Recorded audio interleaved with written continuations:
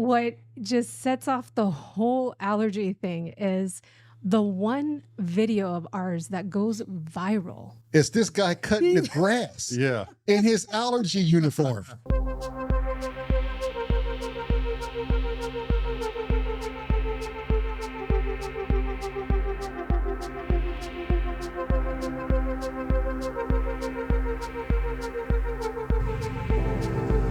Just in case you guys thought we were lying about how he mows the lawn, I'm going to show you a little something.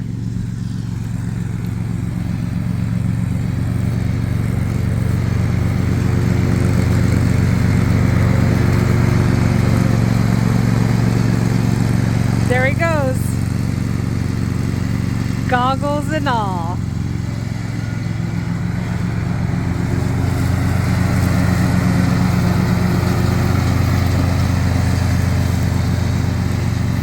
Scuba out of all videos. Out of all. Forget the positive messages we're trying to put out there. No, it's the short. The people don't want positivity. They want a guy pushing the limits with his allergies to the brink of death while cutting grass.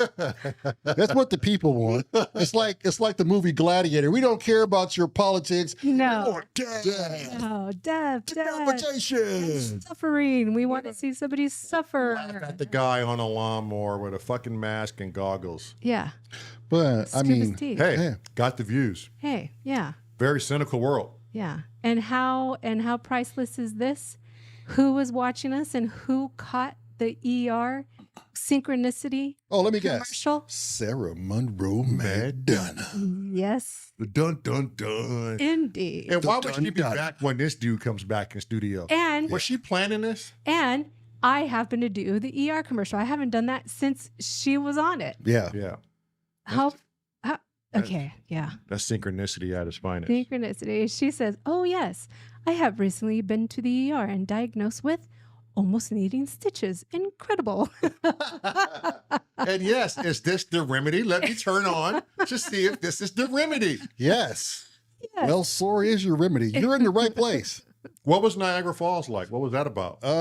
Yeah, so that was like I don't know if is Niagara Falls one of the world's 7 greatest wonders? I don't know if that's an accurate thing, but no, Lamar, Soar Live is. Soar Live is for sure, 100%.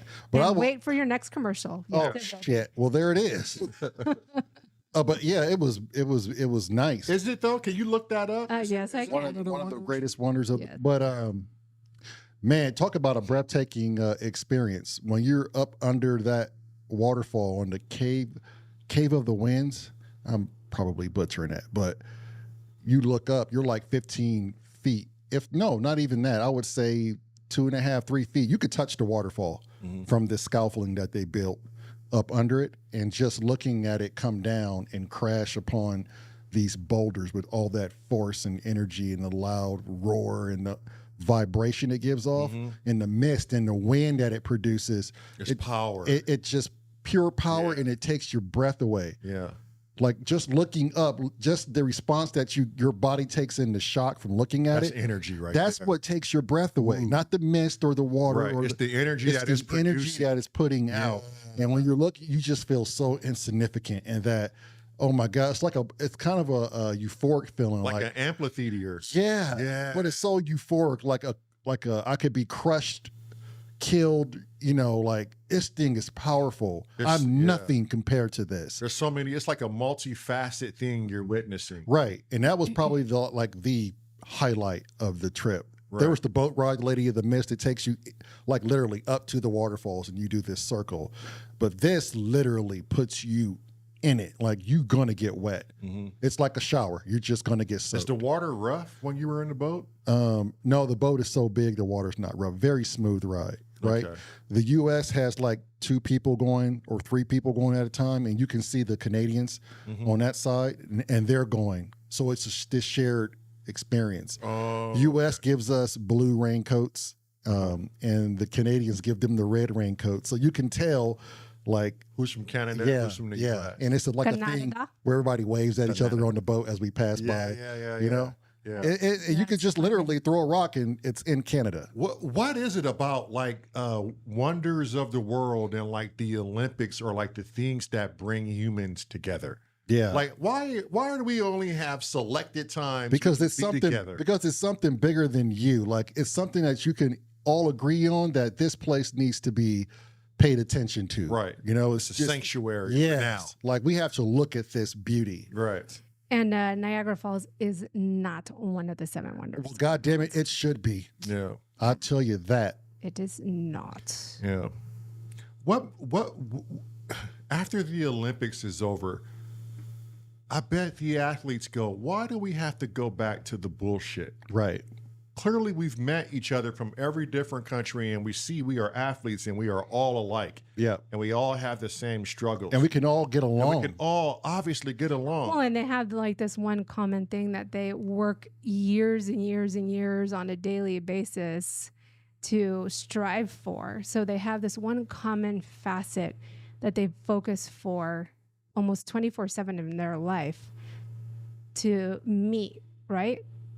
So why can't they use that whole energy and positivity on other facets Right. in life? Like especially with the UN Council. Like how come we can't hold that same Peace. Yeah, that same piece. I don't know. Why can't we do that? But we can do it for sports. Right. We can let our guard down and hold all of our judgment against each other for the name of fucking entertainment. Right. And I don't like that, but we won't put it on hold for like the name of our human rights and lives. For tumbling, for, I don't know, break dancing. Yeah. Really? Yeah. Really? And we're not Break taking that dancing? away from Olympic athletes or Not at anything, all. but we're just trying to do a contrast here. Like what's more important, humanity or my fucking music and breakdancing? Right. I'm a little bitter, yes, because breakdancing in the Olympics, I mean, I came from a sport, jiu-jitsu, which we fought and fought and fought and fought to get into the Olympics. And I can't compete now. I'm too damn old and broken. Right. Breakdancing? Right. I'm like, really? You could do the robot and get a Olympic medal. What? But I can. That's pretty dope, choke though. out That a- is. Okay, but I Can't can. knock it. Yeah. But I can choke out a 350-pound man, Yeah. and we still can't get into the Olympics. Yeah. No, I'm not bitter at all. Well, I don't know if you could make the assumption that maybe jiu-jitsu is too violent, and maybe they don't. Judo. They have boxing. Olympics. They They have have boxing. boxing. They have taekwondo. I mean, what was the other thing? I was like, Ooh, handball. handball, Like, table tennis. We're doing handball. Badminton. badminton. Yeah. Uh, I'm surprised there ain't like a game of dominoes up in the Olympics. They have a The speed. ghettos from all over the world They have Yeah. convene at one table. Yeah. they have I like that. speed rock wall climbing. Oh yeah, yeah. Yeah. Jiu-jitsu. They even implemented like BMX and I get your point, man. yeah. Okay, thanks. I get your point. That's it. That's all I want. Don't beat a dead horse. It's a valid, but it's a valid point. You could do this, but you can't do that. Can't focus on peace. And you got to leave peace behind. Yeah. When you go back to the hate game, I really don't think it's the people. It's the media that keeps us. Yeah. They want the borders. They want us to keep disliking each other. Right. Yeah. And I truly don't believe there's so much hate out there as I haven't come across it. no. Just wait until we have the means to understand every language Right. instantaneously. Right. Yeah. By the insert of the year, I could talk Yeah. to anybody What's that? anywhere and get a true senses of what people are really Oh like. gosh, what's that one channel, that YouTube channel that you and I have been watching, babe? Oh gosh, they go around. Yes, theory. Yes. Oh yeah. And they And Seek Discomfort channel. They got two Yes. channels. Yeah. Yeah.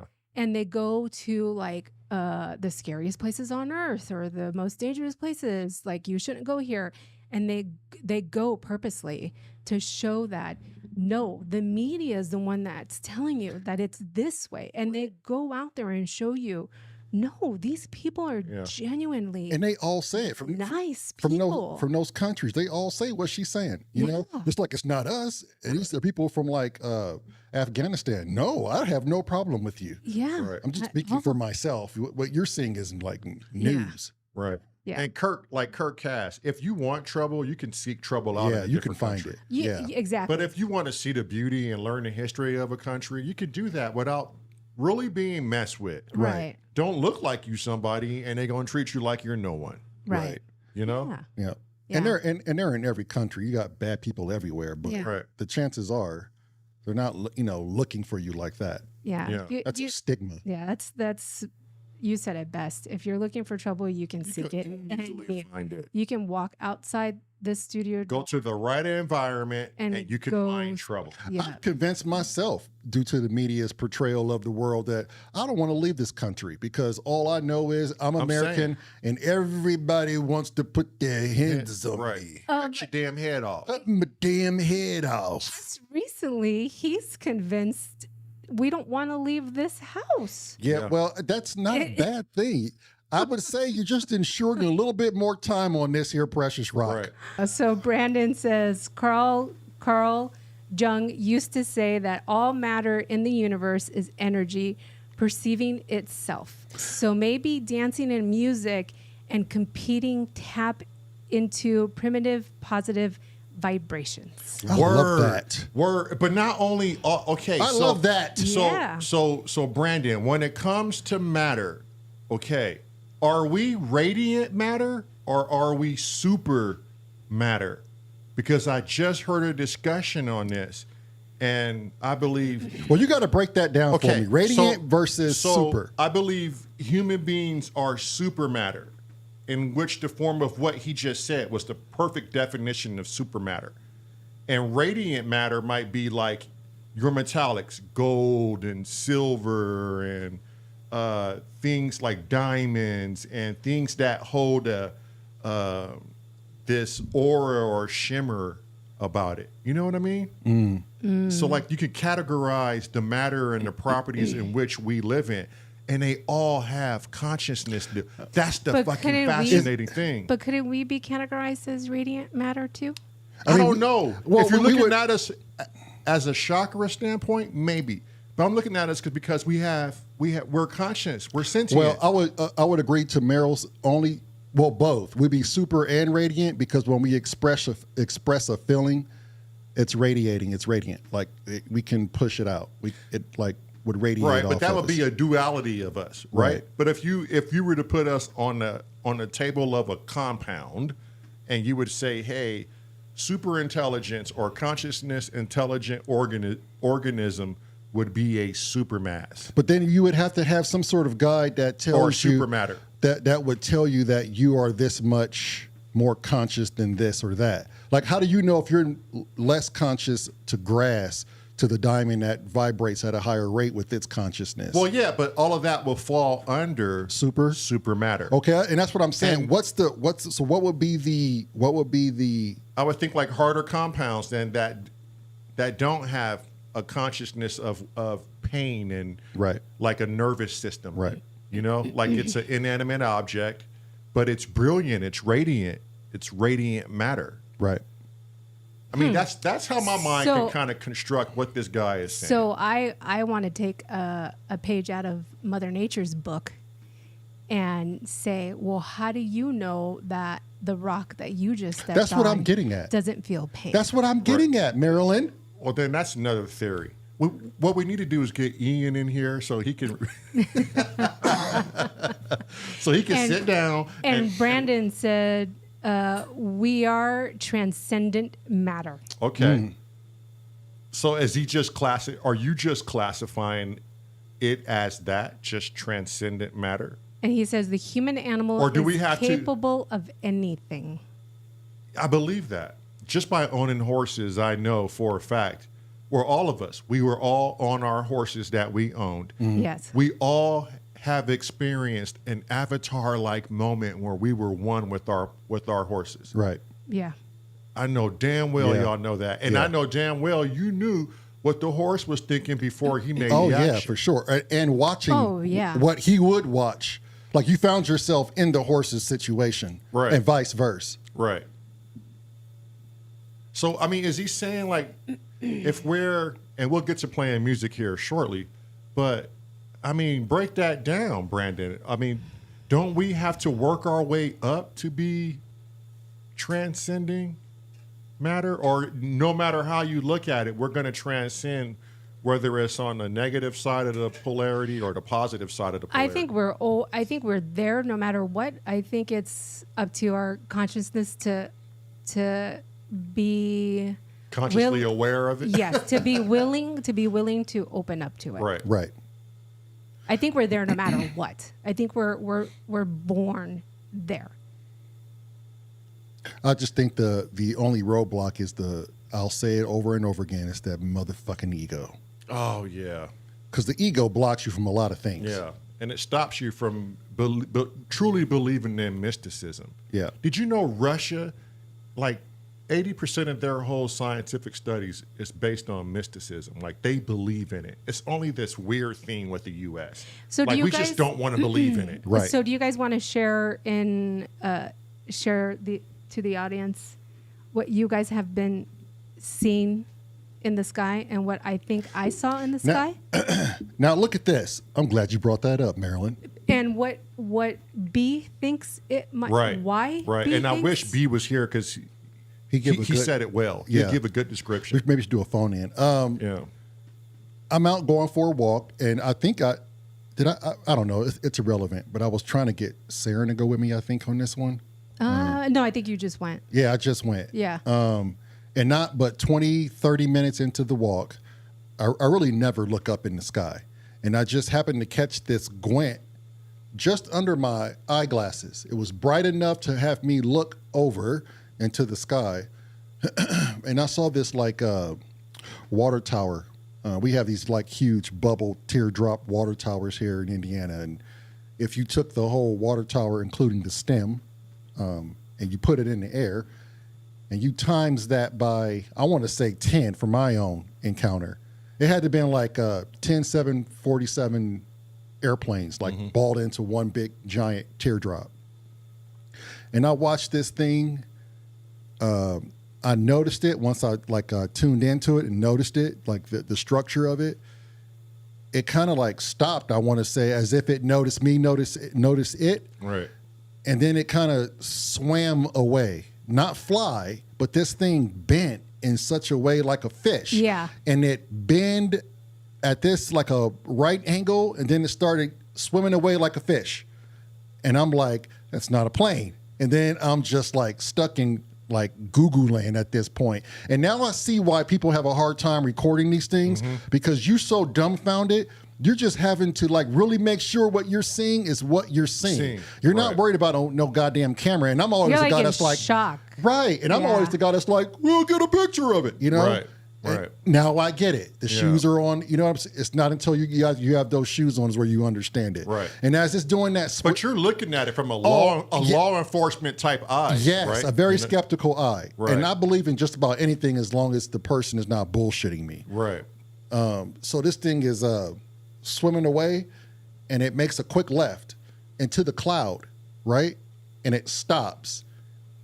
And it comes right back out of the cloud above it and pulls some of the cloud with it and stops. And then it goes right back in the cloud. And so I'm waiting for it to come out of the other side. It doesn't. Right. And that's when I call you, and I'm like, oh shit, I see a UFO. And the first thing I said, did you get a picture of it? Yeah. And I was like, I said I couldn't because it was like, it was so fast, and it was just like You were in that moment. I was in the moment. And then as I'm on the phone with you, that UFO came from a different cloud back into the cloud where I thought it was going to exit from. And I'm watching it, and it's like got a Tic Tac shape to it, an elongated propane tank shape to it. And this time I'm like, you're like, hang up and take a picture. So I do that. I get my phone, and I'm video recording the area where it should be because I don't want to take my eyes off of it. Right. Because I know if I do that, I'll lose it. Thankfully, I got a picture of it, which, again, I need to be talking more about prepared, this head time. But that's okay because you guys interviewed somebody, and we'll post that interview, and I'll post that picture. oh, okay, Yeah. sweet. Yeah, so watch that podcast with Sean when Yeah. she drops it. You'll get a picture of it, what we're talking about here. Yes. And thankfully, in the first 15 seconds of the recording, you can see the object as it came out of the cloud with pieces of the cloud with it. Now, on the picture, it's a white dot, right? You can't really make out what it is. But with outside of the camera, through my own human vision, it was not that. It was in detail, and I had prescription glasses, so I knew what I saw. Okay, you unscrupulous characters. And this thing, I'm telling you, had like a conscious way about it. Yeah. It came back twice. Not most people have that kind of experience. Because at that time, you even told me, oh, that'll be the last time you ever probably see that again. Right. Almost like if it was following you, right? Right. And it stopped and it like kind of like noticed me. And that's what was the other trippy part.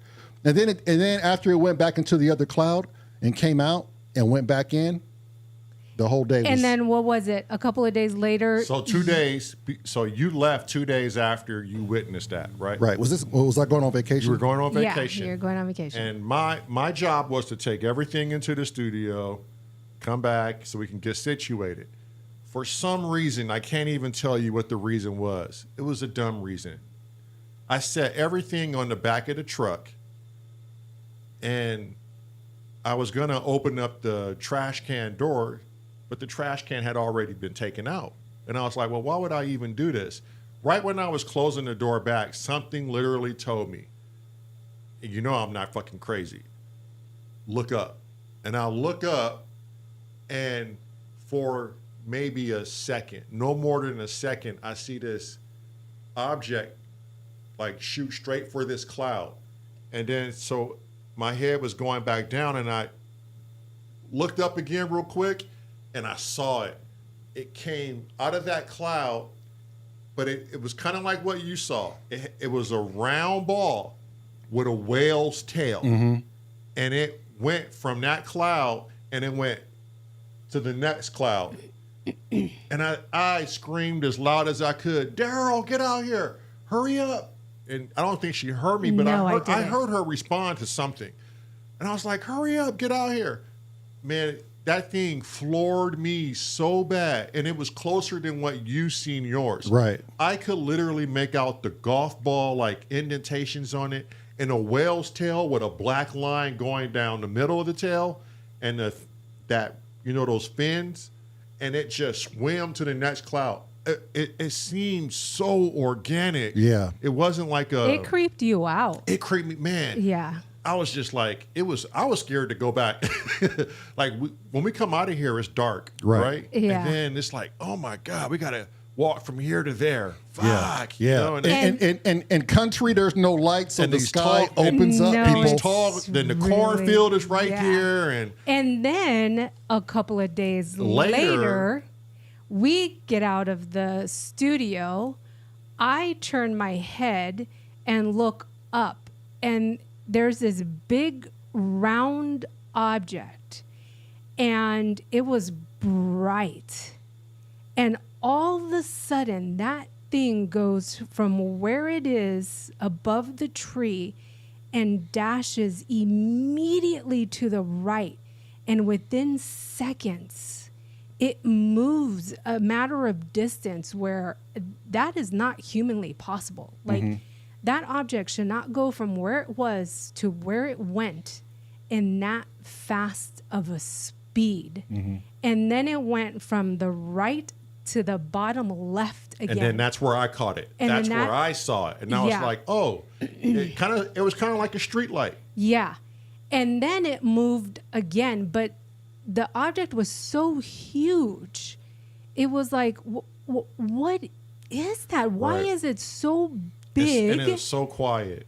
You couldn't hear it. So quiet. Yeah, at all. Same for me. Wait, hold on. It's about like 15 minutes left of sunlight. I think we're gonna get out of here early. Thanks for joining the lives. Meryl, cue us out with a commercial. We'll catch you tomorrow. So,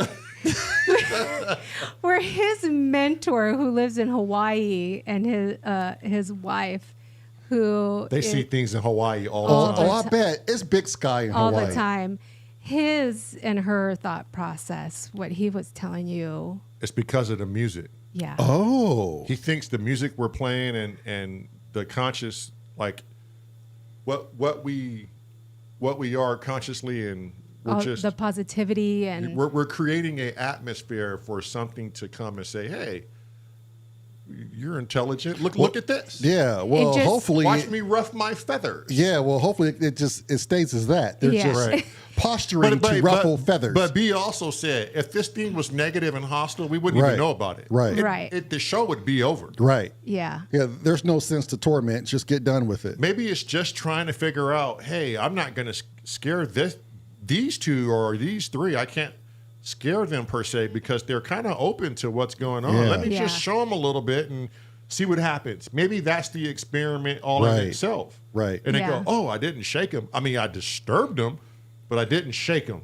Right. Yeah. And then it's like, well, what did they get a load of that? Yeah. Now the alien's going to come down and be like, well, let me derobe. Yeah. My good sir, you can take that. Yeah. I swear, you want to see me naked? You want to play a game of Jenga outside my spacesuit? If we get a knock on the door while we're playing music, one of y'all is answering that. Right. I'm not answering that. Brandon says, I live in Vegas and significant amounts of time outside and have never seen anything truly unusual in the sky. Spent significant amount of time. I love hearing your stories. Yeah, they're fascinating. Yeah. But here's the thing. I always thought if I saw one that close, I would freak out. Me too. Yeah. Or I would there would be something in my mind that would fracture permanently because it just broke my reality. Right. Hence, symptom of reality. Mm-hmm. But for me not to feel that way, and I didn't feel like it was a threat. I just felt this uncertainty as, what is that? Yeah. You know, when we first saw those UFOs in California and in Phelan, Right.